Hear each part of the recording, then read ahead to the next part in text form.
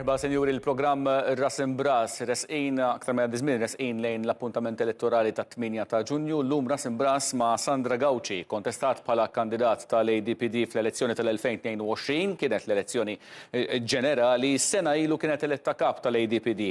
U dan ta' 8 ta' Ġunju se jkun għalija l-ewwel test elettorali fit-tmexxija, mhux biss bħala leader, manka bħala kandidata għal-MEP. Sandra, grazzi tal-li l-għajt l-sedina. Grazzi lilek. Tiddeskrivi li nifsek bħala ribella rajċi intervisti daqsxejn antiki, pero din l-ewwel kampanja tiegħek bħala leader, kif qed tħossok? Impenjattiva? Ifhem impenjattiva ħafna, però qed ittini ħafna sodisfazzjon. Ir-riżultat ovvjament ma nafx se jkun, però il-vjaġġ kien vjaġġ sabiħ. Ma xiex qed tiltaqgħu. Intom 4 kandidati qegħdin tal-ADPD, qed tiltaqgħu man-nies ovvjament apparti l-attivitajiet li jkollkom press conferences u l-bqija, ma xiex qed tiltaqa' l-messaġġi tan-nies. Ħafna rabja, ħafna biża', speċjalment biża' kbir minn nies jibżgħu jitkellmu, jibżgħu juru wiċċkom, pratikament idaħħluni idaħħlu xi kriminali d-dar. Ejja jarsu hekk, ħafna biża', jiġifieri.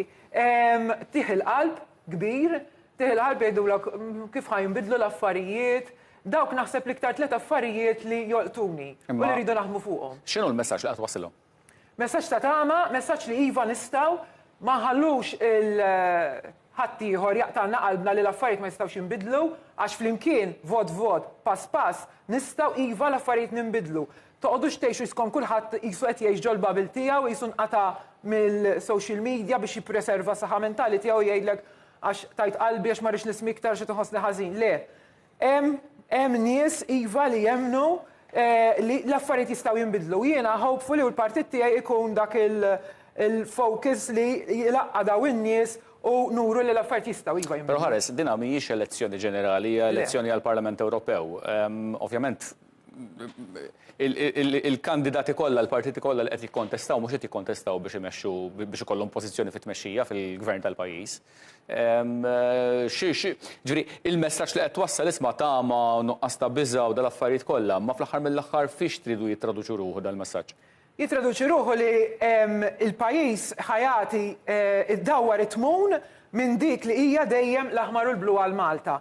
Aħna s'issa qatt ma kellna l-ħadd jirrappreżentana la fil-Parlament Malti u laqas fil-Parlament Ewropew. Però nemmen li iva vera l-gvern ħajibqa' li hu. Però nemmen li jekk ikun hemm it-tielet vuċi anka fil-Parlament Ewropew ikun qed jitwassal messaġġ li jagħti ikollu ripple effect tiegħu anka law Malta. Aħna ovvjament se naħdmu fil-Parlament Ewropew, però il-fatt li jkun irnexxielna inkissru d-duopolju Malta jkun messaġġ qawwi kemm għall-Partit Nazzjonalista u kemm għall-Partit Laburista. Ħaneġu dwar iċ-ċansijiet li għandkom li tkunu eletti fil-Parlament Ewropew, però l-messaġġ tagħkom l-alternattiva hekk kienet bdiet, issa llum il-ġurnata merger bejn żewġ partiti, ADPD għalhekk ADPD.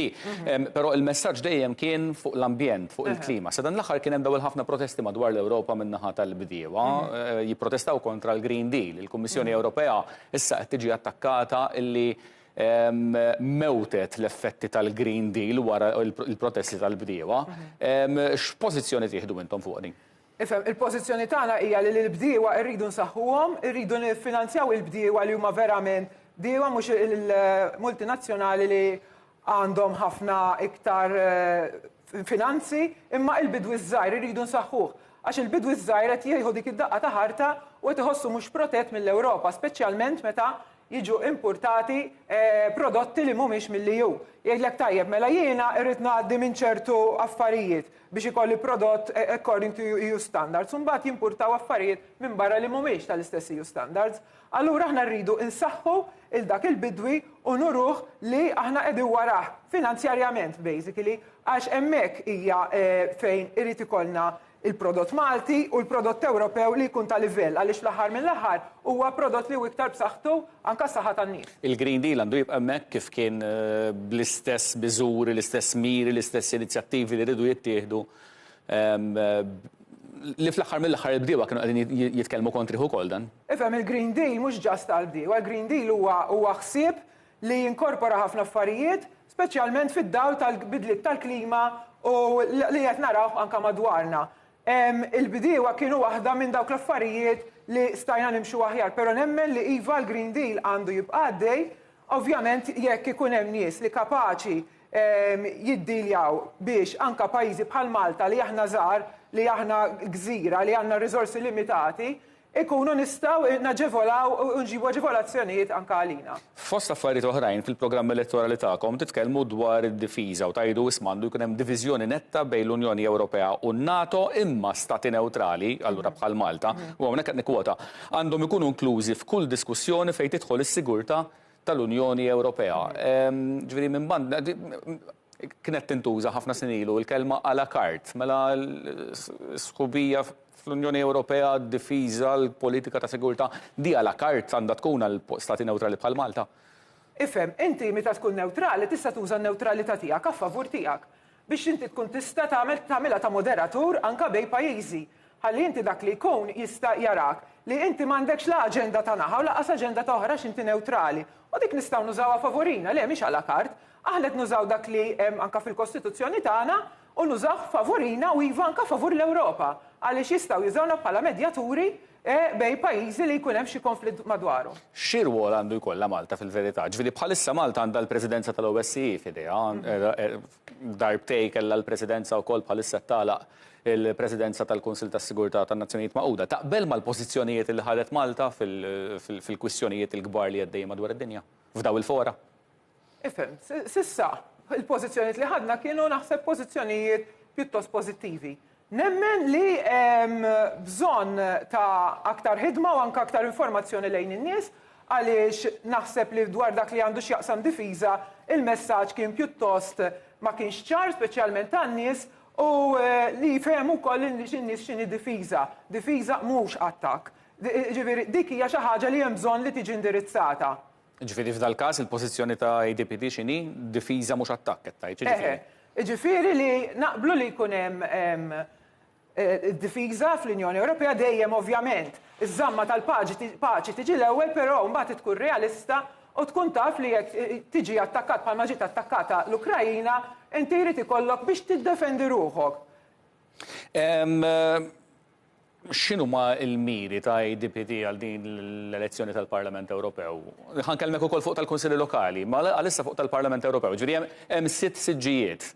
Temmnu li tistgħu takkwistaw wieħed minn dawk? Ifhem, la qegħdin hemm bħall-oħrajn. Hija sfida kbira, noħolmu iva, naf li mhix faċli, però rridu naraw ukoll Malta kollha aħna where we stand bħala partit ukoll. U ħanużawha bħala hekk. Issa, imbagħad x'jażlu n-nies fit-8 ta' Ġunju ma nistgħux niddeċiduh, però naħseb li jekk narawha bħala anke jiena bħala tmexxija tiegħi f'sena x'jaħsbu fuq Malta kollha, naħseb ikkun hija mod raġonevoli u realistika. Iva nixtieq li xi ħadd minnha jitla' mela le. Surveys qed juru li bejniethom il-kandidati indipendenti u l-partiti l-oħrajn li mhumiex il-Partit Laburista u l-Partit Nazzjonalista 30,000 vot bejniethom jistgħu jiġbru, ġifieri minn daw 30,000 vot kemm qed timmira li jkollkom? Mhux ħantik numru eżatt, però ejja ngħidu 10,000 ma naslux, issa forsi ma naslux għalihom. Però ejja nimmiraw għal 10,000 ħankunu realisti. Però meta tqis li hemm mart fertili tant, għaw tant nies li qed jgħidu anke mis-surveys li qed joħorġu fil-gazzetti minn żmien għal żmien li se jastjenu. Hemm mart fertili tant tat-tielet partit f'dan il-pajjiż għaliex qatt ma jkun sitwazzjoni li jikseb biżżejjed voti biex juri li għandu tant nies warajh. Ġifieri li joffri alternattiva flok iż-żewġ partiti ewlenin. Ifhem, naħseb f'Malta qatt ma kellna dis-sitwazzjoni, jiġifieri din l-elezzjoni se tkun naqra sorpriża għaliex qatt ma kellna daqshekk nies diżillużi u d-diżillużjoni qed tirrifletti anke fuqna. Però qed nuruhom bil-mod li bix-xogħol tagħna u bil-mod kif nitkellmu mhux biss fuq l-ambjent imma anke fuq kwistjonijiet oħra, qed nuruhom li ara daw qed jitkellmu fuq dil ħaġa, qed jitkellmu fuq l-imwiet fuq il-siti tal-kostruzzjoni, qed jitkellmu fuq l-għolli tal-ħajja, qed jitkellmu fuq affarijiet li ħaddieħor forsi ma jitkellimx jew jibża jitkellem jew għandu xi aġenda oħra li ma jitkellimx fuqha. U qed jirrealizzaw li jistgħu jsibu rifuġju għandna. Iva ħafna x'iktar nistgħu nagħmlu, nammetti ħafna iktar, ma bir-riżorsi li għandna kemm umani u kemm finanzjarji naħseb qed nagħmlu ħafna xogħol. Inti semmejt li l-inċidenti fuq is-siti ta' kostruzzjoni. Inti taħseb li dik hija xxiju li f'elezzjoni tal-Parlament Ewropew tista' tik fuq elezzjoni tal-Parlament Ewropew le, però in-nies kif taħdem għaw Malta fl-aħħar mill-aħħar jirrifletti. X'ħat tagħmel hemm barra jekk inti għandek il-kuraġġ li f'pajjiżek stess tittekilja hot issues, mela barra ħajkollok dak il-kuraġġ. Jiena ddaħħaqni meta jgħidu jien naqbes għal Malta. Jien iġġielet għal Malta. Inti f'Malta stess. Iġġielet tal-Malta jindik li nsaqsi ċertu nies, ċertu kandidati, taħsibhom xi soldati ta' ma nafxiex. Jekk aħna f'Malta stess, fiċ-ċokontana iġġielidna għal drittijiet tan-nies, mela jien iva kapaċi niġġielet hemm barra wkoll għax hawnhekk f'pajjiżi stess u rejt my word biex x'inkapaċi nagħmel. Jekk inti hawn Malta raqt ħalqek għax ma jaqbillekx titkellem fuq dak il-bini, ma jaqbillekx titkellem fuq dak. Tiġix bella ħiel li mbagħad l-Ewropa b'700 membru parlamentari ħadd tiftaħ ħalqek għax kun qed titħaq bin-nies. Fl-elezzjoni tal-Kunsilli Lokali, il-miri tagħkom x'inhuma? X'tip ta' lokalitajiet tridu f'dan il-pajjiż? Mela, bħala miri, nemmen li għandna ċans ċertu lokalitajiet li iva nitilgħu. Għaliex għandna kandidati li qed jaħdmu ħafna u naħseb li se jkollna rappreżentanza. Sissa Tista' tidentifika dal-lokalitajiet li fiduċjuża fihom? Hopefully Marsa Scala fejn Brian De Celis li qed jaħdem ħafna, hemm jiena li uħirġa wkoll għal San Pawl il-Baħar.